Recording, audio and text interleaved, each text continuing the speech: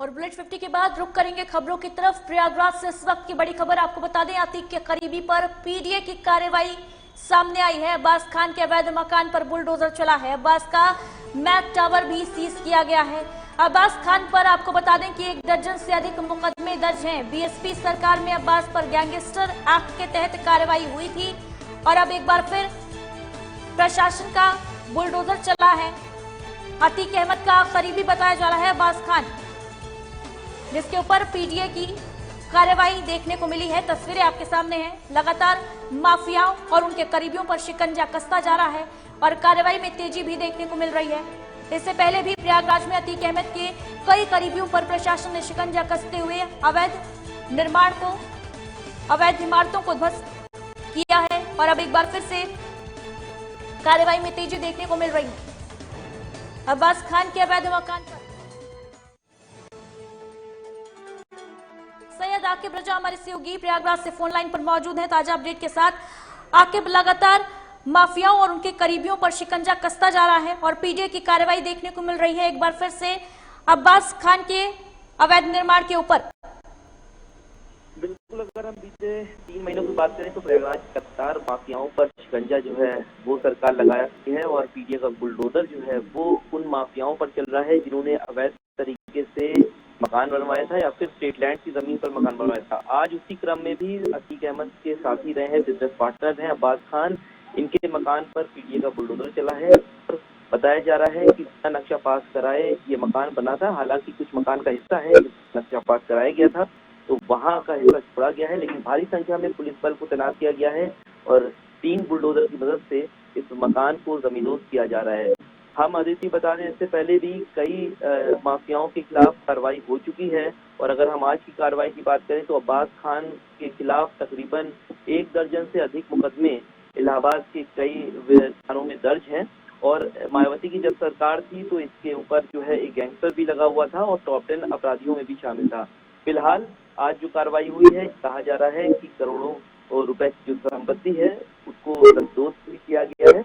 अब देखना होगा कि आगे पीडीए किस पर कार्रवाई करता है, लेकिन प्रयागराज की अगर बात करें तो प्रयागराज में लगातार कार्रवाई जो है वो माफियाओं या फिर ऑपरेशन नेस्तनाबूद के खिलाफ कार्रवाई जो है वो यहाँ पर जारी है। जी, जानकारी के लिए बहुत बहुत शुक्रिया आपका आकिब।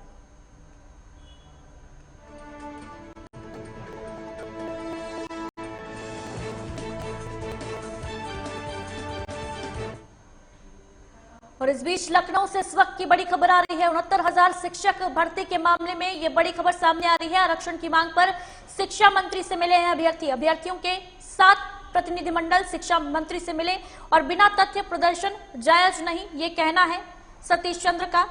शिक्षक भर्ती में सभी नियम कानूनों का पालन हुआ, शिक्षा मंत्री का ये बयान आपको बता रहे हैं। अभ्यर्थियों ने मुलाकात की शिक्षा मंत्री से, आरक्षण की मांग को लेकर ज्ञापन सौंपा शिक्षा मंत्री को। 69,000 शिक्षक भर्ती मामले से जुड़ी ये बड़ी अपडेट आपको बता रहे हैं। तस्वीरें भी देखिए, अभ्यर्थी मुलाकात करने पहुंचे शिक्षा मंत्री से, जहां ज्ञापन सौंपा आरक्षण की मांग को लेकर। हालांकि शिक्षा मंत्री का कहना है कि बिना तथ्य प्रदर्शन जायज नहीं है। शिक्षकों का, अभ्यर्थियों का और शिक्षक भर्ती में सभी नियम कानूनों का पालन किया गया है। 69,000 सहायक अध्यापक भर्ती परीक्षा में से कुछ जो अभ्यर्थी थे उनकी तरह तरह की आपत्तियां थी, तरह तरह की आशंकाएं थी। कई बार हमारे अधिकारियों ने, हमारे डायरेक्टर ने, हमारे महानिदेशक ने, हमारे सचिव बेसिक शिक्षा परिषद ने अलग अलग स्तरों पर उनकी आशंकाओं का समाधान करने का प्रयास किया, लेकिन अब चूंकि अलग अलग ग्रुप अलग अलग समय में आता है, मेरी भी वार्ता हो चुकी है। मेरे आवास पर भी एक दिन लोग बैठे थे, उस दिन भी बातें हुई हैं, लेकिन उन्हीं में से कुछ लोग हमारे माननीय प्रदेश अध्यक्ष जी से मिले थे और उनसे आग्रह किया था कि हमारी बात सुन ली जाए। हमको अध्यक्ष जी ने ऐसा निर्देश दिया था और ऐसी अपेक्षा की थी कि एक बार बैठ के बात हो जाए। इसलिए हमारे अधिकारी और हम भी उपस्थित रहेंगे। उन अभ्यर्थियों के एक प्रतिनिधिमंडल को हमने यहाँ बुलाया है। उनकी जो आशंकाएं होंगी उन आशंकाओं पर हमारे सभी अधिकारी अपना पक्ष रखेंगे और उनके प्रश्नों का। तो तस्वीरें आपको दिखा रहे हैं, शिक्षा मंत्री से मुलाकात करने पहुंचे। शिक्षक भर्ती के मामले में यह अपडेट आपको बता रहे हैं। अपनी मांगों को लेकर ज्ञापन सौंपा है शिक्षा मंत्री को अभ्यर्थियों ने और आरक्षण की मांग की है। हालांकि शिक्षा मंत्री का कहना है कि सारी प्रक्रिया बिल्कुल सही है और बिना तथ्य के प्रदर्शन जायज नहीं।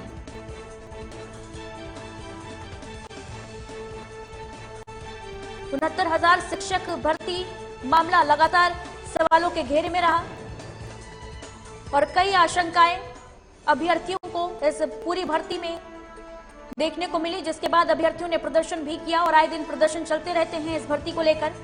वहीं अब आरक्षण की मांग पर शिक्षा मंत्री से मिलने पहुंचे अभ्यर्थी। और फिलहाल यहां वक्त एक छोटे से ब्रेक का है, जल्द लौटेंगे।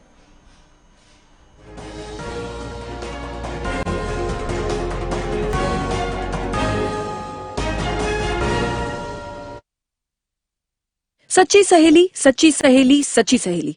कितनी बार बता चुकी हूँ कि सिर्फ सच्ची सहेली ही है महिलाओं की नंबर 1 औषधि एवं टॉनिक। तो फिर भी आप अपना ध्यान क्यों नहीं रखती? आज ही नजदीकी मेडिकल स्टोर से सच्ची सहेली आयुर्वेदिक सिरप अपने घर ले आएं, ताकि घर को स्वस्थ रखने वाली खुद भी रहे बिल्कुल स्वस्थ। सिर्फ 2 चम्मच दिन में 2 बार रोजाना। सच्ची सहेली, महिलाओं के लिए सबसे भरोसेमंद औषधि एवं टॉनिक। वारदात की तह तक होगी पड़ताल, जुर्म की हर दास्तां होगी बेनकाब, हर अपराधी का होगा पर्दाफाश। देखिए क्राइम फाइल्स सोमवार से शनिवार रात 10:30 बजे सिर्फ लाइव।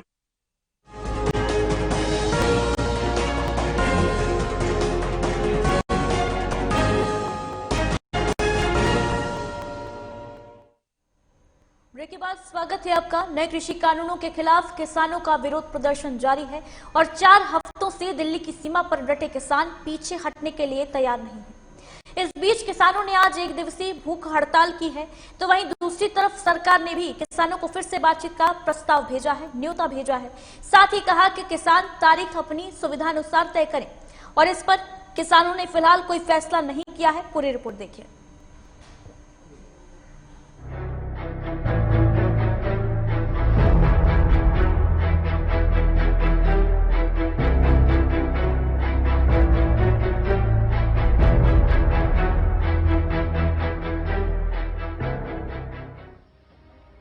दिल्ली की सीमाओं पर जारी किसानों के आंदोलन का आज 26वां दिन है। कड़ाके की सर्दी में डटे किसानों से बात करने के लिए सरकार की ओर से एक और पहल की गई है। कृषि मंत्रालय ने किसान संगठनों से बातचीत का प्रस्ताव भेजा है। दूसरी ओर आज किसान संगठन ने भूख हड़ताल का ऐलान भी कर दिया है, जिसमें किसान नेताओं की भूख हड़ताल, जय किसान आंदोलन की रविंदर पाल कौर गिल, भारतीय किसान यूनियन एकता सिद्धपुर के अध्यक्ष जगजीत सिंह दलेवाल, कुलदीप सिंह दयाला, वित्त सचिव द्वाबा किसान यूनियन पंजाब, भारतीय किसान यूनियन पंजाब के अध्यक्ष फुरमान सिंह संधू, बूटा सिंह चक्र, राज्य नेता पंजाब किसान यूनियन, डेमोक्रेटिक किसान सभा पंजाब के अध्यक्ष डॉक्टर सतनाम सिंह अजनाला, क्रांतिकारी किसान यूनियन पंजाब के नेता अवतार सिंह कौरजीवाला, कीर्ति किसान यूनियन के भूपिंदर सिंह लोंगोवाल, दोआबा किसान समिति के अध्यक्ष जगबीर सिंह चौहान, दोआबा किसान संघर्ष समिति के मुकेश चंद्र, कुल हिंद किसान सभा के बलजीत सिंह, लोक इंसाफ वेलफेयर के अध्यक्ष बलदेव सिंह सिरसा। बता दें कि नए कृषि कानून के खिलाफ किसानों का विरोध प्रदर्शन जारी है। 4 हफ्ते से दिल्ली की सीमा पर डटे किसान पीछे हटने को तैयार नहीं हैं और इस बीच तमाम किसान नेता आज भूख हड़ताल कर रहे हैं। इसके साथ ही 25 से 27 दिसंबर तक हरियाणा में राजमार्गों पर टोल वसूली को भी मुफ्त करेंगे। वहीं 23 दिसंबर यानी कि किसान दिवस के दिन भारतीय किसान यूनियन के नेता राकेश टिकैत ने लोगों से अपील की है कि 23 दिसंबर को एक दिन का उपवास रखें। किसान नेता जगजीत सिंह डल्लेवाला ने कहा है कि किसान 25 से 27 दिसंबर तक हरियाणा में सभी राजमार्गों पर टोल वसूली नहीं करने देंगे। और इस संवाददाता सम्मेलन में किसान नेता राकेश टिकैत भी मौजूद थे। टिकैत ने कहा कि नए कृषि कानून का विरोध कर रहे किसान 23 दिसंबर को किसान दिवस मनाएंगे। उन्होंने कहा कि हम लोगों से अनुरोध करते हैं कि इस दिन वे दोपहर का भोजन न पकाएं। शांतिपूर्ण तरीके से हम अपना प्रोटेस्ट कर रहे हैं और जो सरकार की जो मंशाएं हैं, जो इसको लंबा चलाना चाहते हैं कि लोग थक कर चले जाएंगे। सरकार गाँव में जा रही है, हम यहाँ पे हैं। हम जब गाँव में रहते हैं तो सरकार दिल्ली में रहती है। वो जब भी आ जाएगी गाँव से घूम के 700 प्रेस कॉन्फ्रेंस करके, मीटिंगें करके, वो जब भी आ जाएगी, जब भी हम उनसे बातचीत करेंगे। और जब तक 3 बिल वापसी नहीं होंगे, MSP पे कानून नहीं बनेगा, पुराली है, ट्रैक्टर है, ये बहुत से सवाल है, बिजली की इशू है, इन सब चीजों पे बातचीत नहीं होगी तो जब तक ये किसान वापसी नहीं जाएगा। वहीं दिल्ली की सीमाओं पर प्रदर्शन कर रहे किसान संगठनों को रविवार को एक बार फिर बातचीत के लिए आमंत्रित किया गया है। सरकार ने बातचीत के लिए किसान संगठनों से उनकी सुविधा अनुसार तिथि तय करने को कहा है। केंद्रीय कृषि एवं किसान कल्याण मंत्रालय के संयुक्त सचिव विवेक अग्रवाल ने इस संदर्भ में किसानों के संगठनों को एक पत्र लिखा है।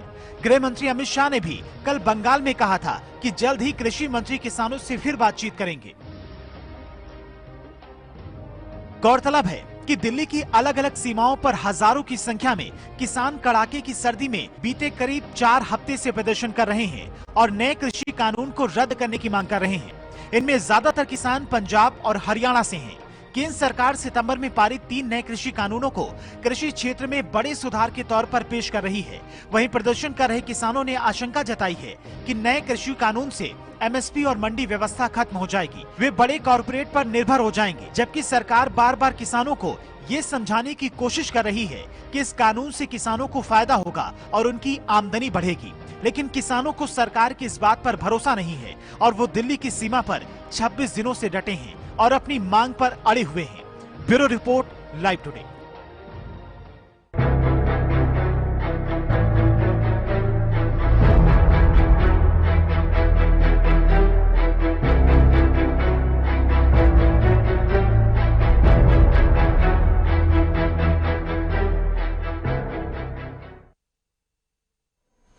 वहीं शीतलहर के कारण मैदानों से लेकर पहाड़ों तक कड़ाके की ठंड चल रही है और उत्तर भारत के अधिकतर शहर शीतलहर के चपेट में हैं।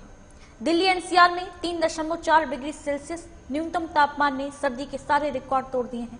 मौसम विभाग के मुताबिक मैदानी राज्यों में ठंड जो सितम ढा रही है, उसकी मुख्य वजह है पहाड़ों पर भारी बर्फबारी। रिपोर्ट देखिए।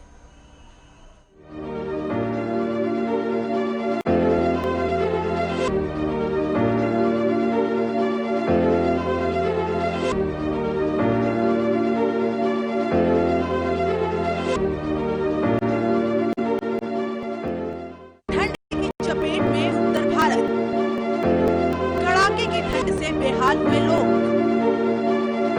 5 डिग्री सेल्सियस से नीचे रिकॉर्ड किया गया तापमान।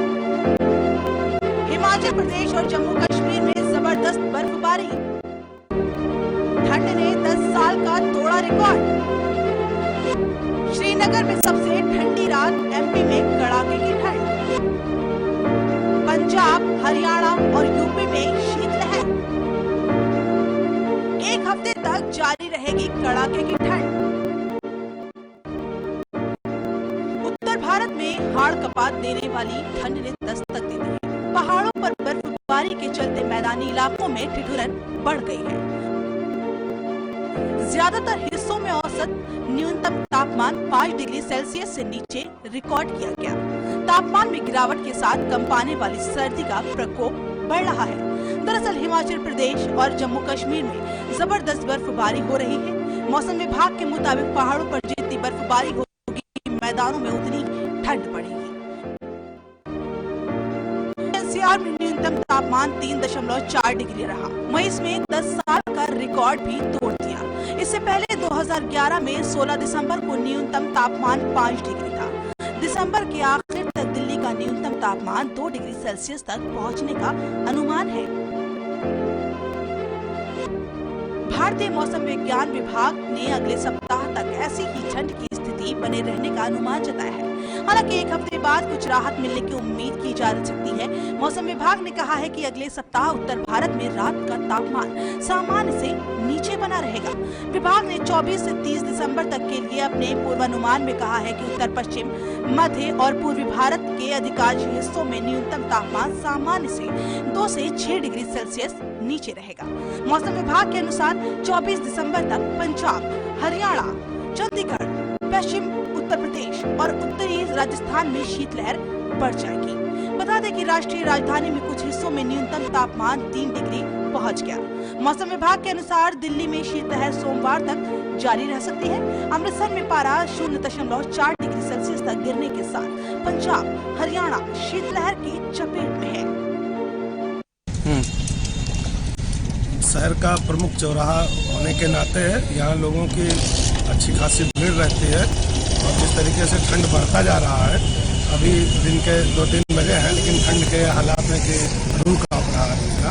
उस तरीके से यहाँ पे प्रशासन द्वारा अलाव की व्यवस्था उचित नहीं है, जिससे लोगों को काफ़ी दिक्कत होती है। राहगीर भी आते रहते हैं ट्रेनों से, बसों से, दूर दराज के लोग उतरते हैं यहाँ पे, तो इसलिए इन सब चीज़ों की व्यवस्था, अलाव की, लकड़ी की उचित तरीके से होना बहुत आवश्यक है। वहीं मध्य प्रदेश में भी कड़ाके की ठंड पड़ रही है। दतिया में तो न्यूनतम तापमान 3 डिग्री तक पहुंच गया। भोपाल मौसम विभाग के वरिष्ठ वैज्ञानिक GD मिश्रा के मुताबिक मध्य प्रदेश के 23 वेदर स्टेशनों पर न्यूनतम तापमान 3 से लेकर 10 डिग्री के बीच रिकॉर्ड किया गया। कश्मीर में खून जमाने वाली ठंड से लोग कांप उठे हैं। श्रीनगर का न्यूनतम तापमान 6.6 और जम्मू का 3.3 डिग्री का सेल्सियस रहा। पिछले 7 दिनों में धुंध और कोहरे से कांप रहे लोगों को धूप के बाद मामूली राहत मिली, लेकिन अभी भी पूरे प्रदेश में तापमान सामान्य से नीचे है। कश्मीर में जल स्रोत जम चुके हैं। पिछले 10 सालों के दौरान ये दूसरी बार है जब दिसंबर में श्रीनगर में न्यूनतम तापमान 6 डिग्री से नीचे चला गया। इस सीजन की श्रीनगर में सर्द रात गुजरी।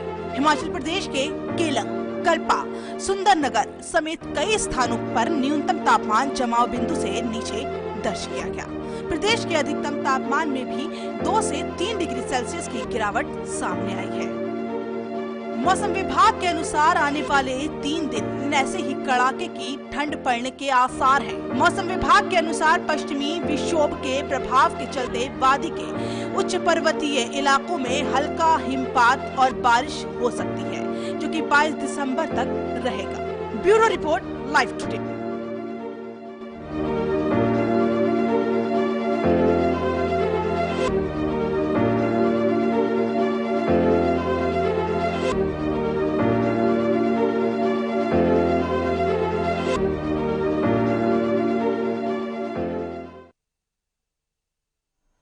और इन्हीं खबरों के साथ बुलेटिन में फिलहाल इतना ही। दीजिए इजाजत, नमस्कार।